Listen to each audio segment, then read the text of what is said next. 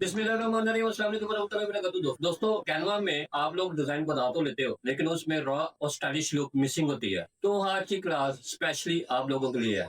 मैं हूं अदील अली और आप सीखेंगे आज how to use grunge effect in Canva. ये इफेक्ट आपके डिजाइन को देता है vintage plus modern designing look, जो पोस्टर, टी शर्ट और बैकग्राउंड डिजाइन को परफेक्ट बनाता है। Let's begin and make your design look professional, bold and unique. Tool box learn is levelling up. अब सिर्फ थ्योरी नहीं, अब आपको मिलने वाले हैं लाइव प्रोजेक्ट और रियल केस स्टडी एक्सपीरियंस। चलो दोस्तों, स्टार्ट करते हैं टूल बॉक्स लर्न के साथ, जहां लर्निंग बनती है अर्निंग का पहला स्टेप। और हाँ दोस्तों, बेल आइकॉन ऑल को जरूर दबा दो यार, इतनी मेहनत के बाद इतना तो बनता है, ताकि हर नए स्किल ताकि आपके मोबाइल तक पहुंचती रहे। कैनवा में कैनवस को